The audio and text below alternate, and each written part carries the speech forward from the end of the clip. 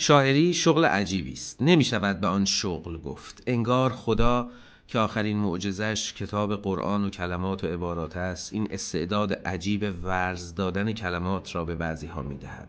ذوق و نبوغ و حس و حال از آن بالا شره می‌کند و شاعر هم می‌نویسد و می‌خواند و همه را مسحور می‌کند. شعر از عرش می‌آید تا دلها را به رعشه بیاندازد. مهمان من در این شب‌های عزیز شاعری است که از دل کویر آمده، از شهری با شهد شیرین ولی زخم خورده از تقدیر روزگار. میخواهم با او از شرشر کلماتی بگویم که از آسمان کویر بر ضمیرش نشسته و اینطور به او بال پرواز داد.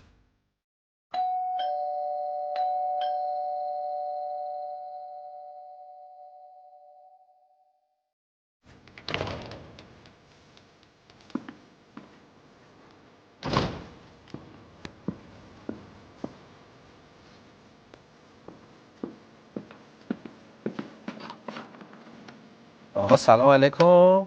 ارادت. خوبی؟ چطوری؟ خیلی خوش آمدی.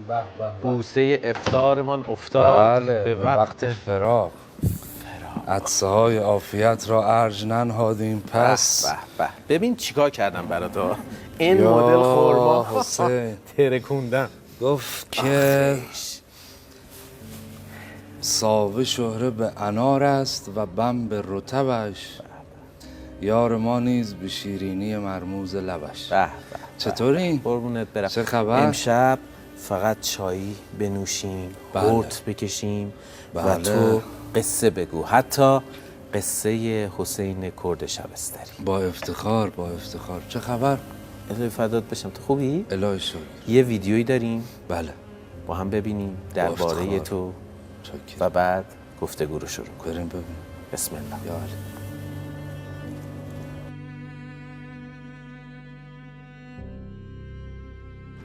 میگویند کویر شاعر پرور است، هم آسمان پرستارش و هم ریگ‌های روانش. حالا به اینها خرما و پرتقال و ارگ بم را هم اضافه کنید تا شاعری به نام حامد عسکری تحویل بگیرید.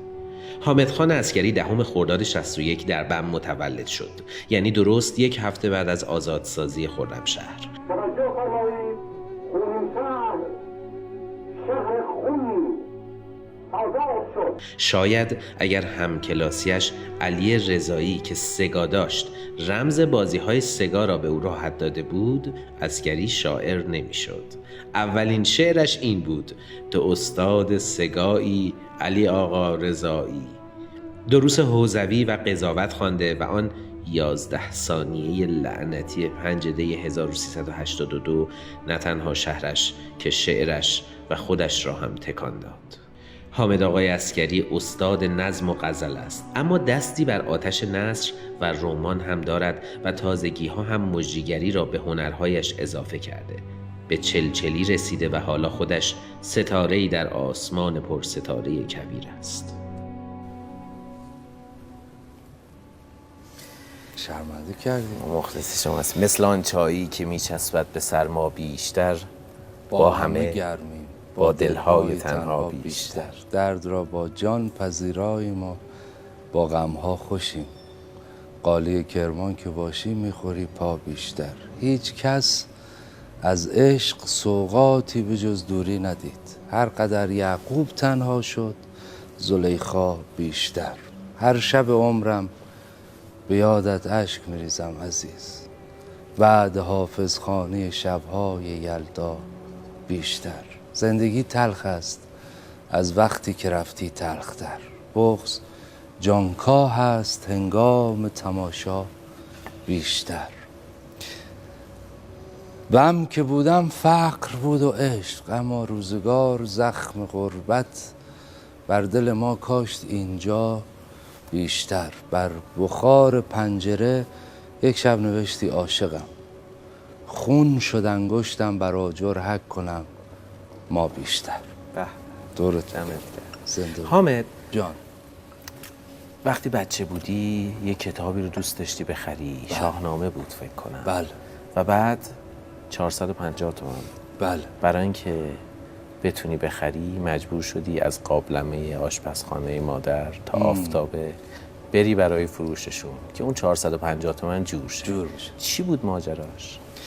ماجرا این بود که روبروی دبستان ما یک کتاب فروشی عظیمی بود، بزرگترین کتاب فروشی. بهم خدا رحمت کنه آقای ایران نژاد رو.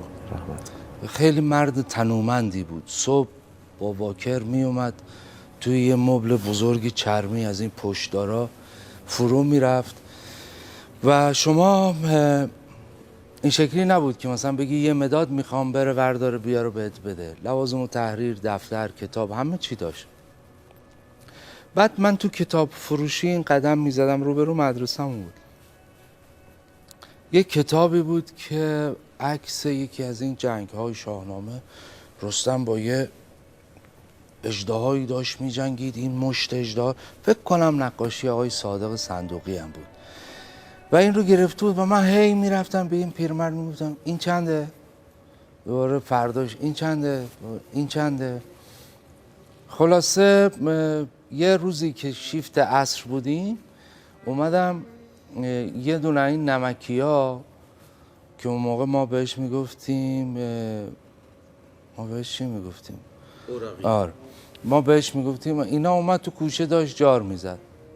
من رفتم مثلا یه 2 متر شیلنگ داشتیم، یه خورده نیکل داشتیم، یه خورده قابلمه، اینا آتشخالای یه قابلمه هم برداشتم مثلا فرسودش کردم که بشود و دادم به این آقا و پول گرفتم و رفتم اون کتاب خریدم. چقدر گرفتی؟ 450 تومن. پولو که گرفتی بدو رفتی پیش آقای ایران نژاد. بله. پولو گذاشتی بهش گفتی که اون کتابو میخوام. بله. بعد چی شد؟ بعد گفت که تو خیلی اومدی دنبال این کتاب. گفتم آره. گفت این شعره ها، شعر میدونی چیه؟ گفتم آره دیگه، توانا بود هر کی دانا بود ز دانش دل. گفت نه این فرق داره و تو خیلی اومدی دنبالش، من اینو هدیه میدم بهت. آره. چه با معرفت. روحش شاد. چه با معرفت. خیلی مرد عجیبی بود و با بابام هم رفیق بود. ولی من هیچ وقت بابام خرج نکردم. من بابام اون موقع رئیس آموزش پرورش بم بود و آقای ایران نژاد توی خونهشون یه خونه باغ داشت پشت کتاب فروشیش. نخل‌های بلندی بود، بین این نخل‌ها رو فرش مینداختن، روزخوان میومد روزه میخوند و من این برمیگرده به عقب‌تر، به کودکی. چون دریافتی از روزه نداشتم، معمولا رو پای بابام دراز میکشیدم، شبها روزه بود. کامران هیچ کس توی شاخ و برگ اون نخل‌ها ندید اون جغد سفیدی رو که من میدیدم که میومد روزه گوش میکرد و بالهاش هوف انقدر دراماتیک بود، انقدر سینمایی بود و من هی فکر میکردم که این یه چیزیه که من فقط میبینمش، به خاطر همین لذتش رو با هیچ کسی به اشتراک نذاشتم. اصلا آدمی دورت بگردم زاده 3 چیزه: وراثت، خون، محیط و آموزش. تو ایام زلزله یه خبرنگار بلژیکی از من پرسید که شما کویریا دنیا رو با یه عینک دیگه میبینید، با یه جهان دیگه میبینید، چرا؟ گفتم فرقش همینجاست. کامران نگاه کن، این فرشه، این پارکته. من کودکیمو 4 دست و پا روی گل و مرغ و شکارگاه قدم زدم. این فرش زایده دست یه دختر تبریزیه، یه دختر کاشونیه، قصه داره. اون لحظه بغضش گره شده تو این فرش. کرمونی، کاشونی، قمی، تبریزی فرقی نداره. این ربات ساخته، یخه، پلاستیکیه، دروغ میگه. عجب کاری کرد آقای ایران نژاد. آره. و بعد اون 450 تومن تو جیبتون موند و بعد رفتی باهاش رفتم بغلش کالای ورزشی گرفت. لباس استقلال. بله یه دست لباس. اون دیگه پول گرفت. بله اون دیگه شوخی نداشت. و استقلالی شدی؟ بله من استقلالی شدم. یعنی از وقتی که تیم مسم اومد توی لیگ برتر دیگه شدم استقلالی. سوم راهنمایی بودی که رفتی حوزه علمیه، بله. درس خوندی. به عشق خودت بود یا اصرار خانواده یا هر دو یا هیچ کدام؟ بابام که مخالف بود، خیلی مخالف. تو کلم یه سوالایی بود که گفتم برم ببینم خدا پیغمبرم چی میگن و رفتم گفتم بابا من میخوام برم حوزه. گفت خب آخوند بشی. گفتم آره.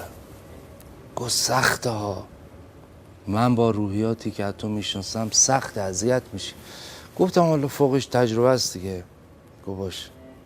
رفتم ثبت نام کردم، یه کنکورکی دادم و بعد شدم طلبه. و چه ایامی بود کامران، چه ایامی بود؟ ببین تازه این تخم رو تو تک زدی شکوندی و وارد یه جهانی شدی که آدم ثابت میکنه. 15-16 سالگی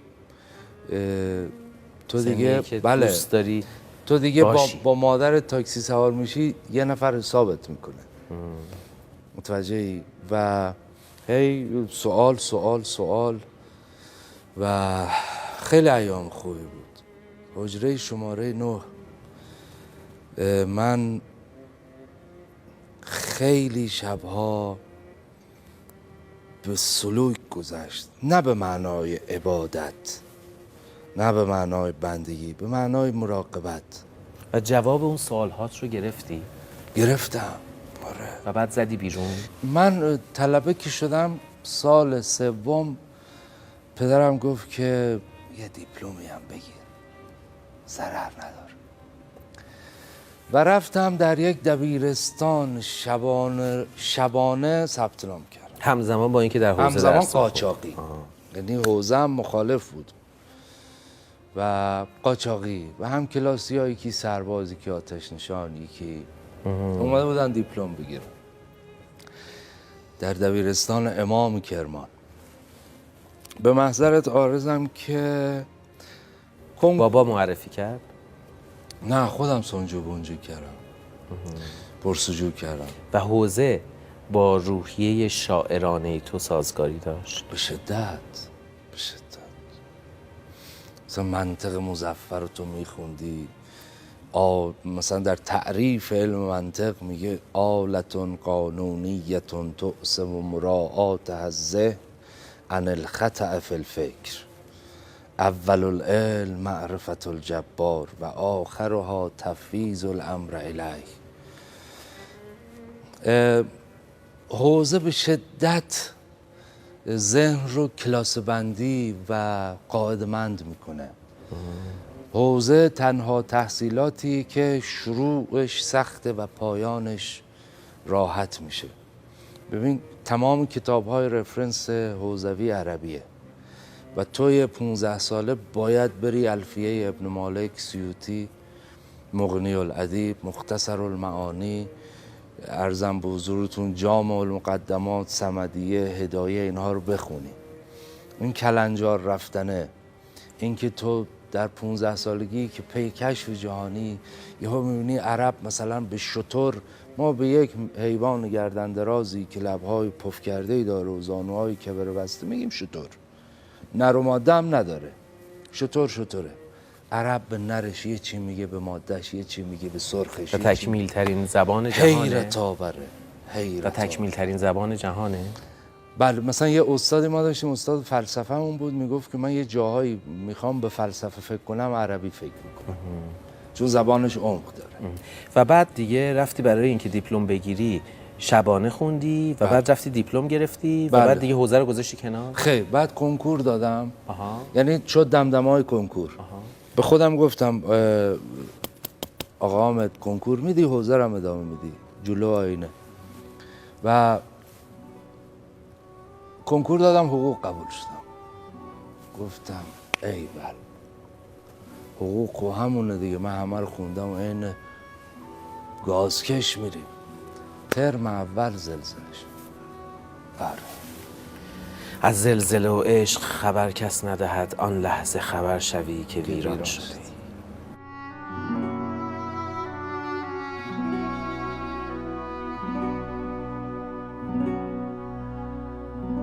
اون 11 ثانیه.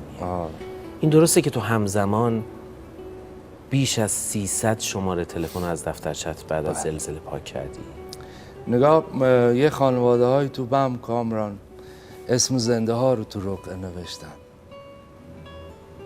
مرده ها بیشتر از تو کاغذ تو رقعه جا نمیشد. تلخ نکن برنامه رو. این نوروزه. ولی من اونجا بودم. بعد از زلزله بم من خبرنگار بودم. بله یادمه.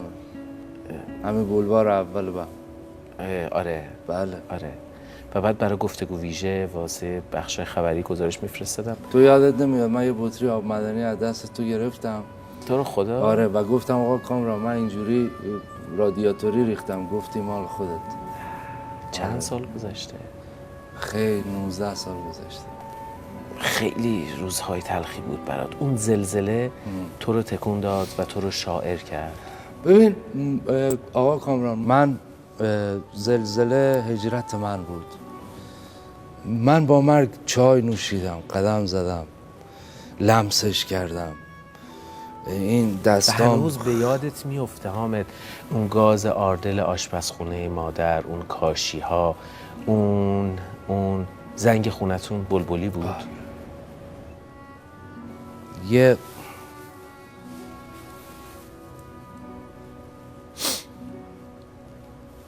من الان دارم خونم تعمیر میکنم. بعد یه کاشی های قدیم بود، یه شرکتی کاشی تولید میکرد به نام ایرانا.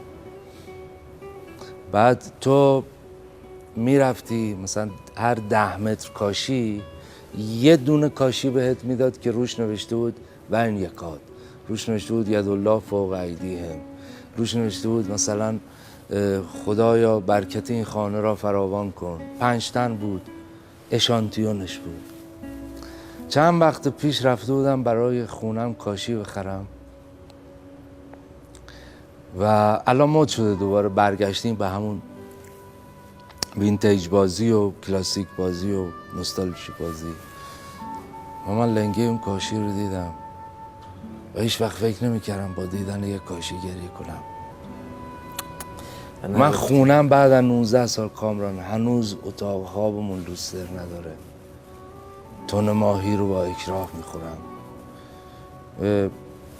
اهل غر و نق و لوس کردن هم نیستم. 40 سالم شده، 32 تا دندون دارم، بزرگ شدم.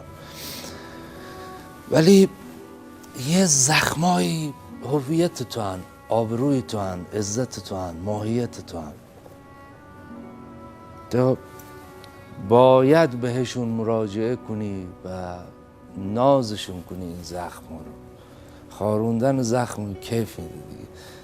ریشه بیخ انگشت نی اذیتت کنه. یه زخمای باشکوهیه. شانت را دیر آوردی، سرم را باد برد. خشت خشته حاج راجع پیکرم را باد. من بلوطی پیر بودم پای کوه بلند، نیمم آتش سوخت، نیم دیگرم را باد برد. از غزلهایم فقط خاکستری مانده به جا، بیت‌های روشن و شعله ورم را باد برد. با همین نیمه، همین معمولی ساده بساز. دیر کردی نیمه عاشق ترم را باد. دیر کردی نیمه عاشق ترم را باد. اگر یه ماشین زمان داشتی برمیگشتی به 1 روز قبل از زلزله بم، خب چه میکردی؟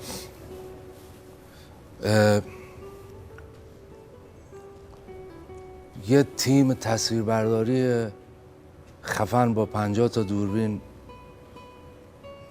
آفیش میکردم و از همه کوچه پس کوچه های شهر، از سانتیمتر به سانتیمتر خونه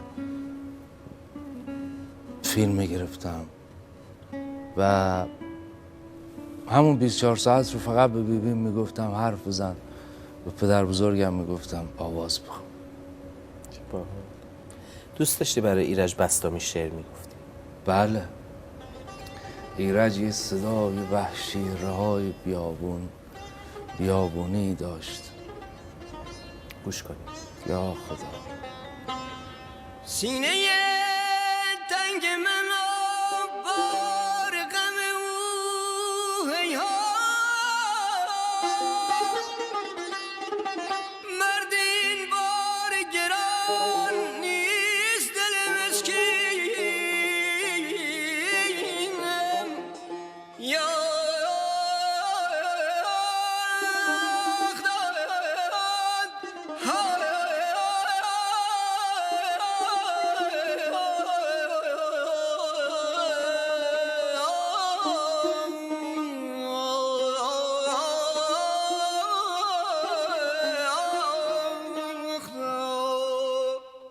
الان برای کدوم خواننده ها شعر میگی حامد؟ الان یه خورده فضای موسیقیمو فتیله‌شو پایین کشیدم. چرا؟ چون عموما مراجعات گروه سروده و گروه سرود خیلی سلیقه من نیست. ولی کن با آقای افتخاری، با آقای خواجه امیری، با آقای جهانبخش، با آقای قاسم افشار، با آقای زمانی، با همینا افتخارم کاری داشتم. آدما چطور شاعر میشن؟ این شاعری تو خونش، اصلا شاعر به دنیا میان از محیط کسب میکنن یا چی؟ تولید ادبی، حالا به معنای داستان، اصلا نوع ادبی. ببین آقا کامران، شما الان یه ستار بخری، بعد 6 ماه یه مرغ سحر میتونی بزنی، لطفی نمیشی، علیزاده نمیشی. بوم بخری، پاستل بخری، آبرنگ بخری، یه سبد میوه‌ای میتونی بکشی، یه جاده، یه غروبی میتونی بکشی. ادبیات این شکلی نیست دورت بگردم. ادبیات یه بنی میخواد، یه چشمه‌ای میخواد که بعد تو خودت شلاق میزنی، تلاش میکنی، میدوی، کتاب میخونی و تولید میشه. اون وقت شده تو خلوتت به این فکر کنی که این شعرهام رو اگر من برم بدم به بقالی 100 گرم پنیر بهم میده یا نه؟ جوانتر بودم بهش فکر میکردم به چند دلیل. یک، توکلم کم بود. دو، اینکه هنوز بالهام قوی نشده بود. بعد به این نتیجه رسیدم من اگر توی جزیره تنها هم بگم زندگی کنم، همینقدر شعر میگم، همینقدر مینویسم، همینقدر. الان بالهات قوی شده؟ بستگی به طوفان روبروم هم داره، ولی نمیترسم از پرواز. اولین باری که احساس کردی داری بال در میاری سر این شونه ها جوش زد؟ بله. کتابم، اولین کتابم پریدخت؟ نه، حال و هوای از ترنج و بلوچ، کرمان چاپ شد. و شده به این فکر کنی که کاش میرفتم دنبال همون قضاوت؟ به هیچ عنوان. چون با احترام به همه وکلا و قضات، با احترام، واقعا قشر مهمی هستند در جامعه ما و عزیزن و آدم شریف هم در بینشون بسیار زیاده. من بعد از فارغ التحصیلیم دفتر وکالت یه رفیقی کار میکردیم، لایحه می نوشتیم، اون پروانه داشت میرفت دفاع میکرد. یه پرونده اومد که 2 تا داداش بودن، یکیشون یه جوراب بافی از پدرشون به ارث رسیده بود، بعد یکیشون شر بود، یکیشون سر به صلاح. این شره مثلا می اومد سر کار نمی اومد، بیکار بود، میرفت می اومد، بعد یهو مثلا این پسر خوبه هم می اومد به مادرشون درآمد رو میداد، میگو بعد این درآمد مثلا امروز این ماه و تو به من حقوق بده. و یه بار این پسر اومده بود به مادرش گفته بود که پول بده میخوام برم پودر پروتئین بخرم برای باشگاه، مادره نداده بود. مادرش رو زد. داداش خوبه فهمید، اومد زورش هم این داداش بده بیشتر بود، بحثشون شد و اینها و چند وقت بعدش پسر میره یه مقداری مواد مخدر میخره میذاره تو خونه، بعد میاد به مادرش میگه آره من غلط کردم، اشتباه کردم فلان بهمان. میگه آره شما 2 تا داداشید، برای چی میخواید اینجوری کنید و اینها. زنگ میزنم الان اونم از کارگاه میاد، با هم بشینید و روی هم ماچ کنید و تموم بشه. این میگه باشه تا داداش بیاد مثلا من برم این نوشابه بخرم بیام. میره و میاد و زنگ میزنه 110 میریزه و این رو میبینه حجم زیادی. مادره میگه مال خودمه، گردن میگیره. داداش خوبه به ما مراجعه کرد که مادرم زندانه، چیکار باید بکنم؟ سند جور کن، بدو بیا فلان بهمان ال چهارشنبه من سند رو یعنی مدارک رو بردیم و قاضی کشی که امضا کرد و گفت شنبه آزاده. من رفتم و گفتم بعد مادر شهیدای کوچولوی مثلا گیس حنا کرده سجادش هم میشه پهنه اینا، گفت که خدا خیرت بده تو رو قرآن اینا، من اصلا بین اینا دارم دیوونه میشم و این صحبت ها. این خبر رو که ما بهش دادیم رفت توی مثلا اون گرده خودش بند خودشون و گوهر شنبه آزاد میشه. شنبه آزاد میشم این که از توی زندان پول میدن برن شیرینی خامه‌ای بخرن جشن بگیرن آزادی حاج خانومه. حاج خانوم قندش میره بالا و صبح جنازهش میاد بیرون. اون پسر رفت امین آباد. داداش بده؟ داداش بده. رفت امین آباد و بستری شد. و گفتم من دیگه میخوام با کلمه پول در بیارم، نون بخورم، حال مردم رو خوب کنم. من در بهترین حالت بتونم قانون رو اجرا کنم، عدالت رو هشتگ سنگینیه. چقدر عجیب، چقدر تصویری. تو قصه هات هم مثل شعرهات خیلی تصویری. قربونت برم. و فرق بزرگی تو با خیلی ها همینه، تصویر میسازی، تصویرهای قابل رؤیت برای عزیزم زنده باش. نسل ها. پریدخت چقدر قشنگ بود. شنیدم کنار حرم امیرالمؤمنین نیت کردی که بنویسی برای دخترت. بله و نوشتی. بله قصه پریدخت قصه خیلی درونی بود. من پدرم آقا کامران زاهدان درس میخوند و من رو داشتن پدر و مادرم. بعد یه وقتایی یه صدای موتوری میپیچید تو کوچه، یه مردی در خونه ما رو میزد، پشت موتورش خورجین داشت، یه پاکتی میداد به مادر من و مادر من این چادر فلفل نمکیش رو شونه‌هاش، در رو که میبست این چادر میافتاد رو شونه‌هاش، بعد تکیه میداد به در به دیوار و همینجوری تا میشد مینشست و این نامه رو میخوند، این کاغذ رو میخوند. یه وقتا گریه میکرد، یه وقتا نامه کی بود؟ بابا از زاهدان براش نامه نوشته. مادرم کرمان بود. بعد کاغذاش هم یا صورتی بود یا سبز بود و بعد اینا رو تا میکرد توی جعبه آرایش مخمل جیر سبز تیره داشت میذاشت این تو. من 32 حرف و حروف الفبا رو یاد گرفتم و کلمه ها رو یاد گرفتم و خدایا من رو ببخش، با ماما من رو ببخش. یه بار دستبر زدم به این جعبه ها و تصدقت حبیب، قربانت حبیب، فاطمه من، فاطمه جانم. به این جرقه رو زد سالها بعد. و من همیشه فکر میکردم که کامران یه ادای دینی به نامه داشته باشه. و پریدخت ماجرای نامه های عاشقانه یک سید محمودیه که در فرانسه درس طبابت میخونه با دختری به نام پریدخت در محله پامنار تهران. و چرا برای دخترت نوشتی؟ یه نسخه عشق ایرانی نوشتم که محرم داره، سفر داره، در دنیای ولنتاین در دوران تنها نباشه دختر. خرسی به خرسی خرس هدیه دادن. آره زندگی شیرین تر از کاکائوهایی که ما به هم هدیه میدیم. یه وقتای تلخیاش هم جذاب تره، زخماش هم شریف تره، مرد قافیهش درد کامران. یه جاییش تو اون نامه ها که خودت رو داغون کرد. آره. کجاش؟ شبی سید محمود تیر خورد، خیلی گریه کردم. آره.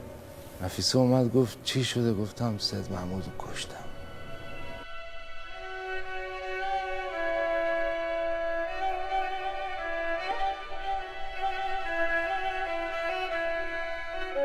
هر سفرنامه‌ای که من ازت خوندم یکی از یکی بهتر میشد قربونت برم. تا رسیدی به نیویورک. منم اونجا بودم. نیویورک کذایی. روزهای آخری که داشتم برمیگشتم بله بله بله. و گفته بودم باید بمونی تا سفر رئیس شما تموم بشه و اون آخرین روزهای خبرنگاری من بود البته که حامد رو دیدم. درست بیار. میخوام از اون روزها بگی، از اینکه چه شد به امریکا رفتی و قبلش میخوام ازت بپرسم که شده تا الان وام بگیری به سان شاعری که شاعری وام گرفت، شعرش آرام گرفت؟ وام پولی یعنی یا شعر یا وام شعری؟ وام پولی. وام پولی آره. وامی که آرومت کنه، حالا هر جوری. نه موقعیتی وام باشه. هیچ وامی آدم آروم نمیکنه. نه یعنی مثلا شده تا الان پول بگیری و شعر بگی؟ در تاریخ ما الا ماشاءالله زیاد بوده. ببین دو وجه داره این سوالت. یه وقتی یه ترانه‌سرایی، یه خواننده‌ای یه سفارشی میده در تمام دنیا متداوله و مرسوم، خب تو ترانه‌تو میگی و تو مارکته، یه نریشن یه مستندی رو مینویسی. ولی این که مثلا بگم به این شرط که فلان، نه. من خدا شاهده توی دوران انتخابات اسم نمیارم، از ستاد یکی از کاندیداها به من زنگ زدن، کاندیدای ریاست جمهوری، که ترانه ستاد انتخاباتی آقای دکتر شما بگید. گفتم نمیگم. گفت که چرا؟ گفتم خب من برنامه ایشون مد نظر من نیست، پسند من نیست، رأی منم نیست. گفت واقعا اعتقادتونه؟ گفتم بله. گفت آقای عسکری اسم تو نمیزنی. گفتم مگه میشه لطفی ساز بزنه و از شنیدن قطعش نفهمی لطفیه؟ با وجدانم چیکار کنم؟ گفت واقعا اعتقادته؟ گفتم آره. گفت آقای عسکری چکت رو میز منه ها. گفتم چند؟ اون موقع یه پراید میشد والله العظیم. گفتم نه. و کات بیا توی توشات من رو داری میبینی که توی یه کافه رفیقم نشستم و پول قهوهم هم نداشتم. بهش گفتم آراد میام حساب میکنم. اومدم اینجا که گریه کنم. پس فردا تولد دخترمه و 46,000 تومان پول تو حسابمه. خدایا تو شاهد باش و طلوع آفتاب رو نبینم اگر دروغ بگم. زنده باش. و نگرفتی و از خودت مراقبت کردی بالاخره. و اون حاشیه هایی که بعد از سفر نیویورک به همراه رئیس جمهور برات ایجاد شد، پس دردش خیلی مضاعف تره. احتمالاً گفتی خدایا من که این همه سال از خودم مراقبت کردم چرا؟ نه اتفاقا گفتم خدای دمت گرم. کامران من گوشم پر از به به چه چه بود، پر از لایک بود، پر از ایوالله بود، پر از ریپوست بود و ری استوری و این سفر لازم بود. شلاق خوبی خوردم. فقط یه چیزی آزارم داد، یه چیزی، 2 تا چیز. بذار اینم بگم. این رو شاید خانومم هم ندونه، خانوادم هم ندونن، ولی خدا شاهده. اینو فکر کن یه بطری آب معدنیه، طرف می اومد اینجوری، مثلا فکر کن اون در مدرسه دختر منه، خب اینجوری می اومد با دوربین میگفت با رئیس جمهور سفر میری؟ آره. منتظر باش از بیمارستان زنگ بزنم بیا دختر تو. و باران توی بک‌گراند رد میشد. موتور تو با پسر تو با موتور میزنی. یک این یعنی احساس ناامنی کشنده. صبح به صبح بیدار میشم اینجا 5 تا سفید میشد. بیدار میشم بعد نماز میچیدم باران نبینه نیکان نبینه. 2 یه کسایی که توی پرواز بین نماز مغرب و عشا تو آسمون، کاپیتان پرواز گفت که 40 دقیقه توی یه خط داریم میریم، نماز قبله رو به این بره، نمازتون رو بخونید. به این ماه مبارک گریه کردم بین 2 نماز و گفتم الهی بمیرم رفیقام باید توهم بدن، باید بالاخام در بیام. جان اف کندی فرود اومدیم، رفتیم هتل، به وای فای بس شدیم و دیدم رفیقام دارن میزنن.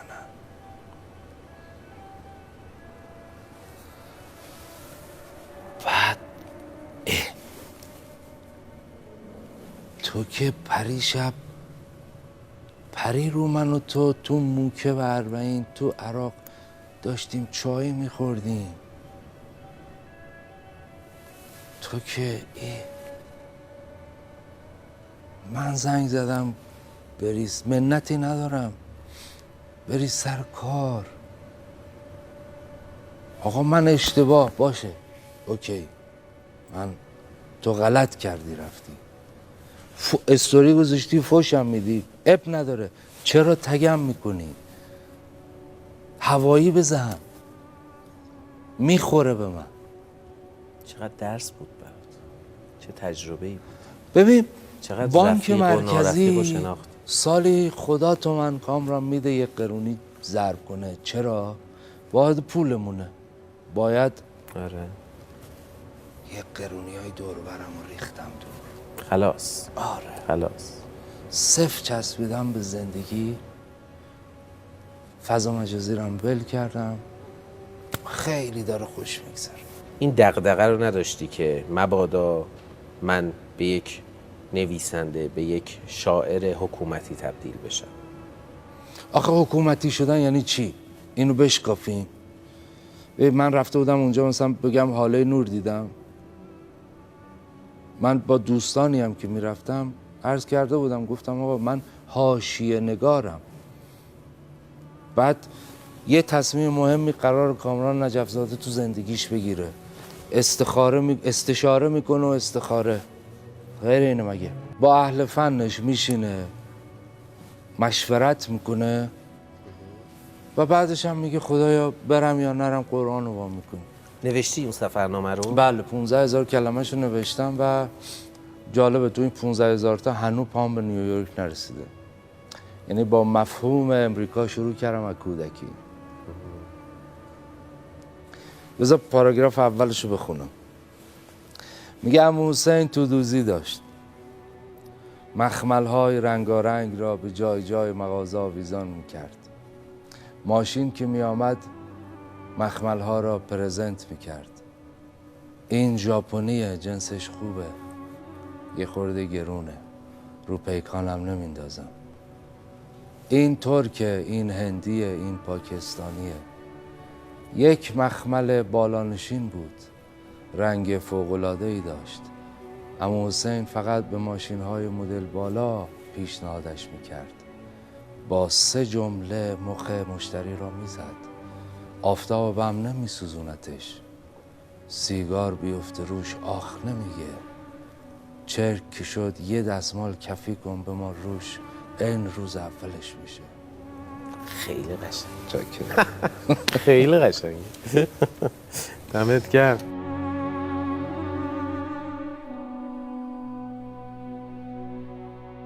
چرا اجرا میکنی این شبها؟ دوست داری اجرا رو؟ 2 تا نظر دارم من. 1 محرم، 2 رمضان. یه کاری برای مردمم بکنم. عموما هم رفقا رسانه‌ای و تلویزیونی لطف دارن، پیشنهادا رو میسنجم و جایی که جنسم باشه، شکلم باشه، حالم توش خوب باشه میپذیرم. چرا میگن بادمجان بم آفت نداره؟ بم خب خاکش، دلیل علمیشو نمیدونم، ولی چیزی که بابام میگفت بم خاکش یه خاک ویژه‌ایه که خیلی نیازی به کود و اینها نداره و بادمجان هم عموماً میوه یعنی محصولیه که نمیدونم این سوال هی دنبال یه چیزی بیایم که سراغ این خرماها. بله. بودهی یعنی چی؟ چی؟ بودهی. خرما یعنی نخل به شدت کامران شبیه آدمی زاده، نر داره و ماده و لقاح باید اتفاق بیفته. یعنی بودهی یعنی بله. بارور کردن نخل. بارور کردن نخل. چه جوری بارور میکنه؟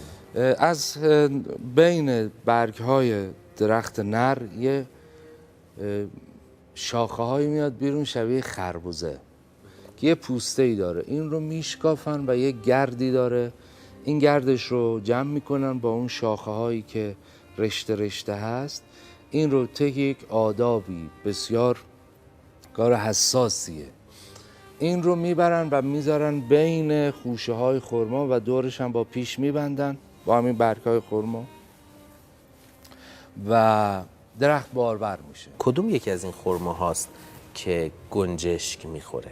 همین مضافتی رو در بم ما همین بهش میگن چی؟ میگن بلبل خار. بلبل خار. بله. بس که شیرینه؟ بلبل ها گاهی میان نوک این رو تک میزنن و میخورن. ما در بم معتقدیم که بلبل از ساداته و خبر شهادت سید الشهدا رو هم در بال و پرش رو در خون سید الشهدا آغشته کرد و برد به سایر پرندگان ابلاغ کرد و خبر رسوند و معتقدن که این خرما خرمای تبرکیه، خرمایی که بلبل نوک زده خرمای تبرکیه. به خاطر همین مثلا زن بارداری اگر باشه، آدم ضعیفی باشه، مریضی باشه، میگن حالا یه خرمای بلبل خاری هم بهش بده. جالب. نخل حیرت آوره زیستش. ببین یه رسمی من بچه بودم دیدم، این نخل رو شما کاشتی، خب بله. نخل 10 تا 15 سال طول میکشه که ثمر بده. یا نخل یا نگار، به تاراج رفته است عمر من و پدر سر این قد بلندها. ثمر نمیده، 10 سال 11 سال ثمر نمیده. من صاحب نخلم میام با کامران میبندم، تبر رو میگیرم به دست و شروع میکنم با تمام توان زدن به این کمر نخل. کامران راه میرسه میگه چیکار میکنی؟ میگه بی غیرت و 10 سال زحمتشو کشیدم، این خرما میده، 1 کیلو ثمر درست به من نداده، خجالت نمیکشه، بی همه چیز به سنگ آب داده بودم الان فلان.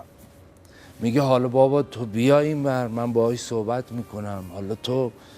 میگه نه بابا میندازمش دیگه، بیکارم مگه به این آب بدم ساعتی مثلا خدا تو من آب قنات بکشم بیارم پای این. میگه حالا تو 1 دقیقه دوباره من یه 2 تا تبر میزنم و تو منو به زور میکشی میبری. کامران میاد نخل رو بغل میکنه، میگه 1 سال برات وقت میگیرم، خوش غیرت.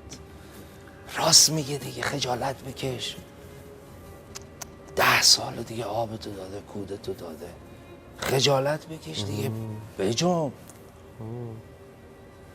99% سال بعد محصول میده. اصلا من نمیدونم.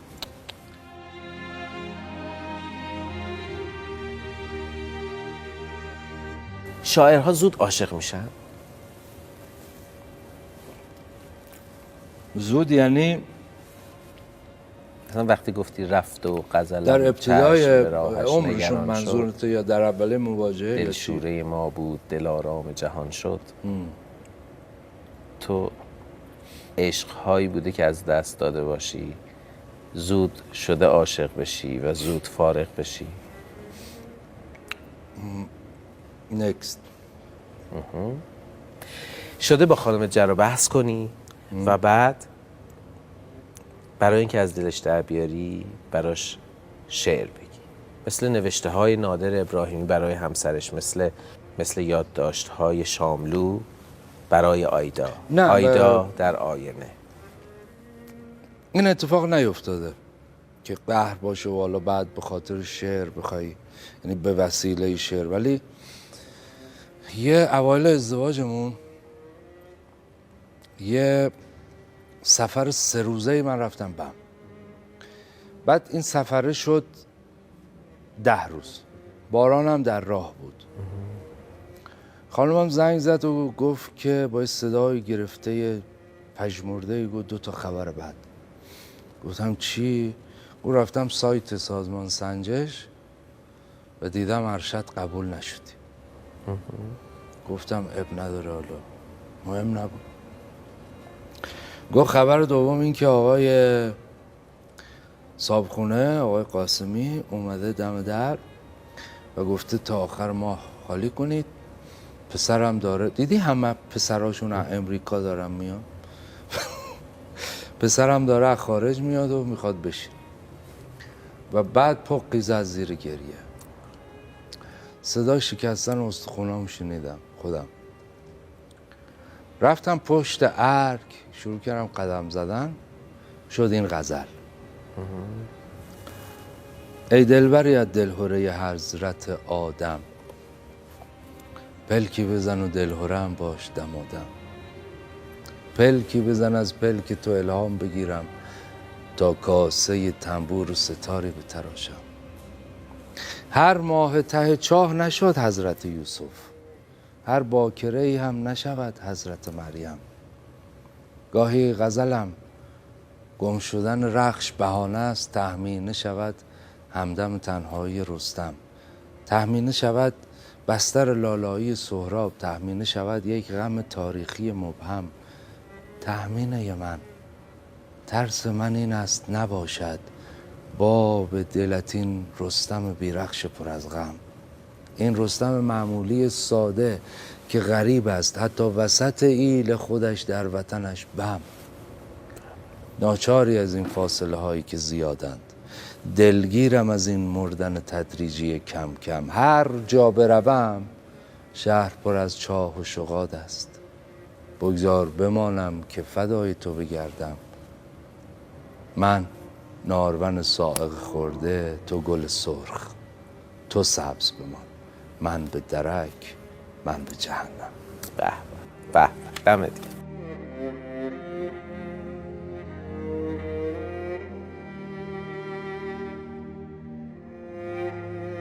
ما سرعت نور رو میدونیم، سرعت تاریکی چقدره؟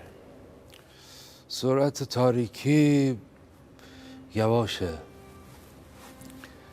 آدم به یه قطره‌ای که میفته توی لیوان از خود نویس، یواش تیرش میکنه. با اولین گناهت میگی این طوری نی، با اولین خطات، با اولین اختلاست، با اولین دیر کردنت، اولین رفته رفته چرک میشی و حواست هم نیست. سخته. ولی تاریکترین اتاقها، به یه تاریکی 1000 ساله رو توی اتاق تصور کن. اهرام مصر رو تصور کن، یه مقبره تاریک 3000 ساله با اولین گشایش در 1000 سال طول نمیکشه اون تاریکی 1000 ساله روشن بشه. به پلکیه. حامد، تو بحران‌های زیادی روزنامه نگاری کردی. متروپول، سیستان، بم و یک روایت بحران کن امشب.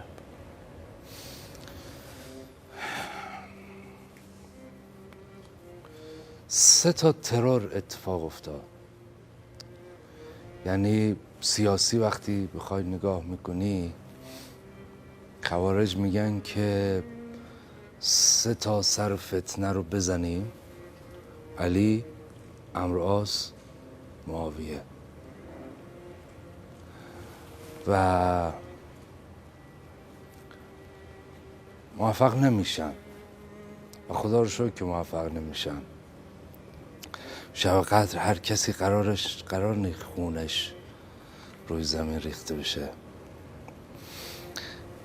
بعد کامران چه شخصیتیه علی علیه السلام که تو بزرگترین فیلسوف های جهان فانوس به دست دارن، تو کلماتش میچرخن، پهلوانا دورش میگردن، دیپلمات های جهان ازش یاد میگیرند، رزمنده ها و ژنرال ها و جنگجوها به دکترین نظامیش نگاه میکنن.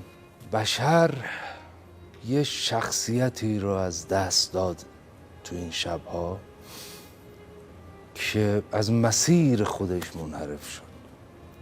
قطاری که رو ریل داشت میرفت 1 سانتیمتر اینور دیگه مهم نیست کجا میره، هر جا بره گمراهیه. ما خیلی هنر کنیم، خیلی هنر کنیم، خیلی هنر کنیم حضرت قنبر رو بشناسیم.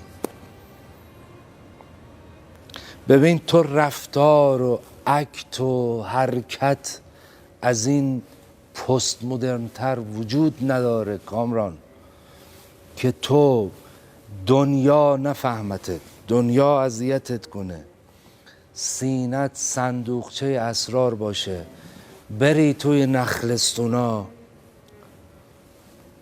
بکنی،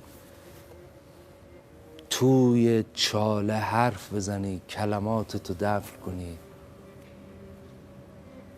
و سبک بشی. ذوقمه ها، هیچ فکتی سندی هیچی بهش ندارم، ولی میگم همه مواد مذاب تو جیگر زمین حرفای علیه. رزقی اگه به ما میرسه از پرشال علیه. اگر نخود لوبیایی توی خونمون رو مولا مدد کرده، نمیشه این آدم رو دوست نداشت. آره این انتلکت بازی هایی که نه مثلا دین افیون دین، اگر سر رو بالش گذاشتی، پلکاتو بستی و به حرفات توی ستون روزنامت، به حرفات توی کافه، به حرفات توی جمع، توی صفحه اجتماعیت، بعد گفتی که نه علیه، باز اسم کار رستگاریت هست. دمت گرم. قربونت برم. دمت گرم. من برم روزنامه رو بیارم. تو رو به این دوربین برای ما بخون. ایرج بستامی بخون. چشم. چشمت پرنور. کار سختی. عزیز دل.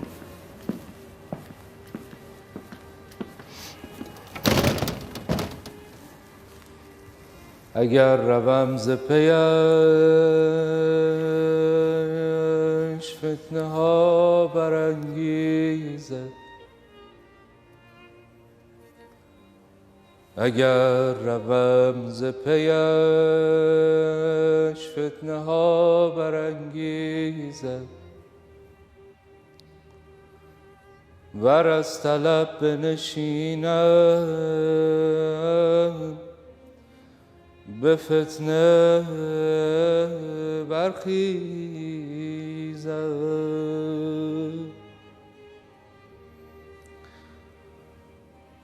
تو عمر خواه و صبوری که چرخ شعبده باز 1000 فتنه از این طرفه تر برانگیزد. به به به به. ببخشید دیگه. آقا این روزنامه شما با تیتر یک شاعر تصویرساز، این آب میوه‌گیری رو یادم رفت ازت بپرسم. اون آب میوه‌گیری که داشتین تو خونتون، آره یه آب میوه‌گیری داشتیم، جهاز مادرم بود و خیلی موتور پرزوری داشت. بعد میخواستیم که مثلا آب پرتقال بگیریم، این موتورش که روشن میشد این همینجوری راه میافتاد و میرفت. یعنی اگر مثلا یه خورده‌ای باهاش خوب برخورد میکردیم و خوب مثلا درس میخوند یه خورده‌ای، شاید مثلا میتونه الان یه تسلا باشه. آره گفت آقا یه قرصی داشت بقیه قرصا رو نصیحت میکرد، گفت خجالت میکشید، پاستیل درس خوند شد ژلوفر. قربونت برم.